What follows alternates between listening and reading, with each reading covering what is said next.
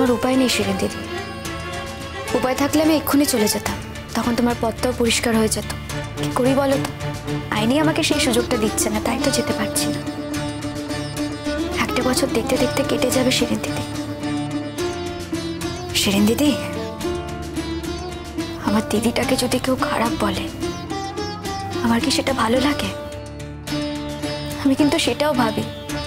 জানি তুমি এখন এই কথাটা বিশ্বাস করবে না, কিন্তু আমার মনে মনে এখন এটা হয়। আমার শিরিন দিদিকে তো আমি খুব ভালোবাসি, তার জন্য আমি আমার জীবনের সবটা দিয়ে দিতে পারি।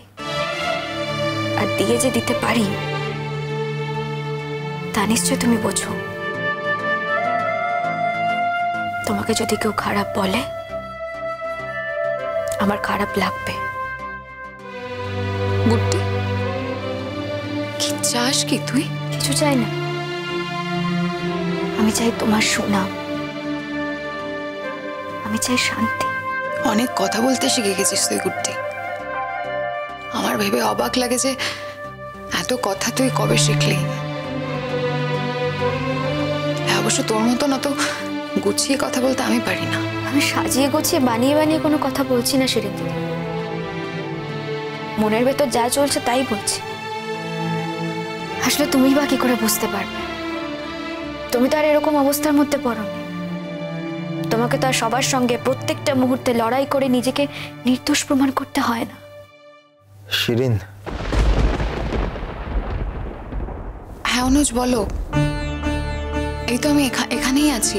তোমার এবার টেম্পারেচারটা একটু নিতে হবে, জ্বরটা কত আছে দেখবো। না শিরিন দিদি, তোমাকে টেম্পারেচারটা চেক করতে হবে না, জেঠুমনিকে তো আমাকেই বলতে হবে। তোমার থেকে জেনে গিয়ে বলবো তার থেকে বেটার আমি নিজেই টেম্পারেচারটা চেক করে নিই।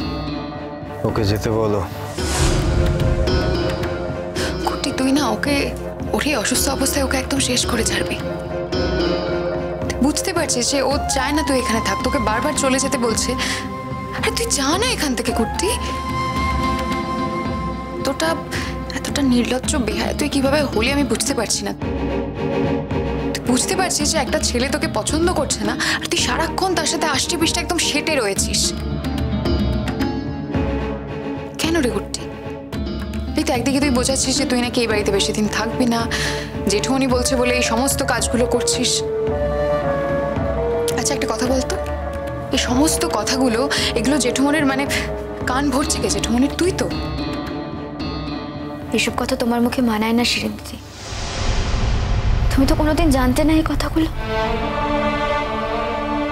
তুমি তো পাহাড়ের খোলা আকাশের মেয়ে, এত তাড়াতাড়ি এখানকার লোকদের মতো হয়েছেও না। আমি বিশ্বাসই করি না তুমি এখানকার লোকদের মতো এত তাড়াতাড়ি হয়ে যেতে পারো। তুমি যেমন ছিলে তেমনই থাকো। আর একটা কথা ভাবার চেষ্টা করো তো, আজকে আমার সঙ্গে যা যা হচ্ছে সেই সবকিছু যদি তোমার সঙ্গে হতো তুমি কি করতে শিরিন দিদি? তোর সঙ্গে যেটা হচ্ছে সেগুলো না গুড্ডি কোনোদিনও আমার সঙ্গে হতো না, কারণ তুই যেগুলো করছিস সেগুলো আমি কোনোদিনও করতামই না। আমি কি করেছি? থাক গুড্ডি, ছেড়ে দে। আমি না এখন এই সমস্ত কথা একদম তুলতে চাই না। তুই থার্মোমিটারটা দে, আমি অনুজের কত জ্বর আছে সেটা দেখি। আর এক্ষুনি মিঠি দিয়ে আসলে আবার একটা অশান্তি শুরু হবে। আমি চাই না গুড্ডি যে এই ঘরে কোনো রকমের কোনো অশান্তি হোক। আমিও কিন্তু সেটা চাই না, সেজন্যই তো টেম্পারেচারটা চেক করতে চাইছি। আরে বাবা চিন্তা করো না, তোমার ভাবি স্বামীর আমি কোনো ক্ষতি করব না। ছোট মতো একটা দায়িত্ব দিয়ে গেছেন, একটা চার্ট তৈরি করতে বলেছিলেন, তাই আমি চার্টটাই তৈরি করবো টেম্পারেচারটা চেক করার পর। আর সবসময় যে তুমি ওনার পাশে এইভাবে থাকবে তার তো কোনো মানে নেই, সে তো আমাকেই থাকতে হবে। তাই আমার কাজটা আমারই করে রাখা ভালো না? দেখি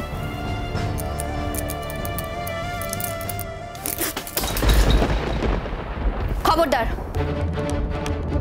একদম বাড়াবাড়ি করবেন না। ভুলে যাবেন না আপনি অসুস্থ।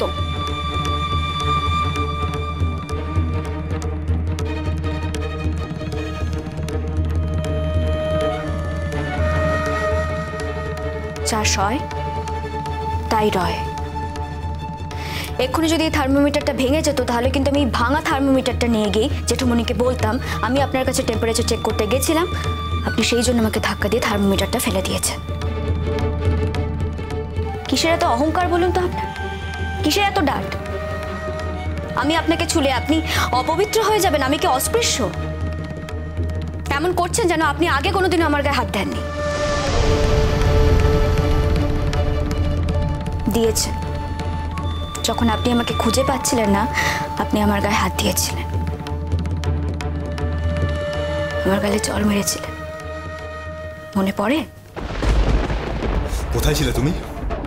স্যার জি, আমি তো এখানে বাতি জ্বালাতে এসেছিলাম, তারপর হঠাৎ করে বারিশ শুরু হয়ে গেল।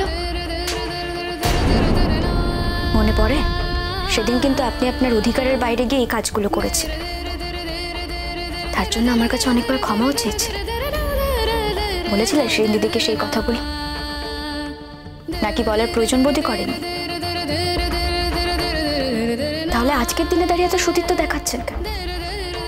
আজকে আমি আপনার গায়ে হাত দিলে, আমি আপনার টেম্পারেচার চেক করলে আপনি যদি অপবিত্র হয়ে যান তাহলে থাকুন আপনি অপবিত্র। আসলে আপনার মনটাই অপবিত্র, তাই আপনি এভাবে দেখছেন, এভাবে সবকিছু ভাবছেন। খবরদার আর একদম বাড়াবাড়ি করবেন না। কি করছিস কি গুড্ডি? তুই কি এবার জোর করবি নাকি? দরকার হলে জোর করব। বললাম তো আমি অধিকার প্রয়োগ করি না, মানে এই নয় যে আমার কোনো অধিকার নেই। দরকার হলে আমি অধিকার প্রয়োগ করব। তুমি নয় শিরিন দিদি, আমি এখন ওরা টেম্পারেচারটা দেখব, আর সেটা দেখা আমার কর্তব্য। শুনুন স্যারজি, যেদিন আমি এই বাড়ি ছেড়ে চলে যাব সেদিনের কথা আলাদা, কিন্তু আজকে যখন আমি এই ঘরেই আছি, এই বাড়িতেই আছি, এখান থেকে যখন কোথাও যাচ্ছি না, আমি কিন্তু কিছুতেই আপনার এই অসভ্যতামটা মেনে নিতে পারবো না। তার জন্য আপনি যা ইচ্ছে তাই করতে পারেন। থ্যাঙ্ক গড যে থার্মোমিটারটা ভাঙেনি। এই থার্মোমিটার দিয়ে আমি আপনার জ্বরটা চেক করব। দেখি, একদম চুপ করে থাকবেন।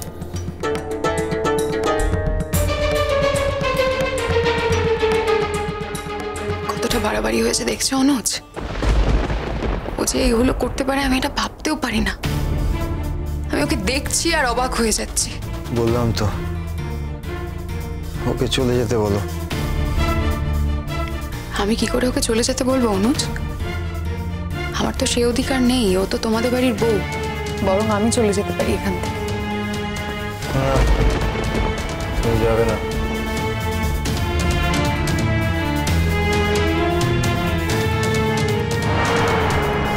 একটু ভদ্রতা রক্ষা করুন।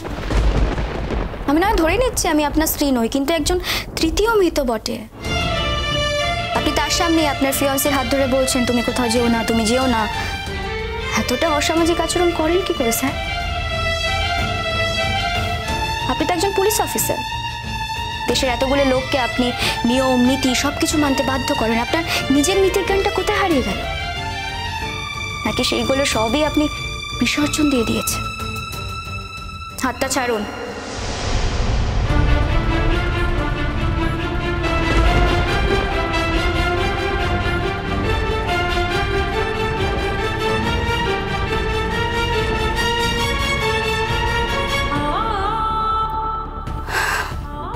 থ্যাঙ্ক গড আপনার জ্বরটা একটু কমেছে, 101 জ্বর। এর পরের ওষুধ তো এবার আপনাকে খেতে হবে। আমি আপনার খাবারটা নিয়ে আসি, আর প্লিজ দয়া করে আপনারা এমন কোনো আচরণ করবেন না যাতে আমার এই ঘরে ঢুকতে কোনো রকম কোনো অস্বস্তি হয়। আপনি জেনে নিলেন তো আজকের দিনটা আমি আপনাকে সার্ভিস দেব। আশা করি এই কথাটা আপনার এবং শিরিন দিদির, আপনাদের দুজনেরই মনে থাকবে। আসছেন?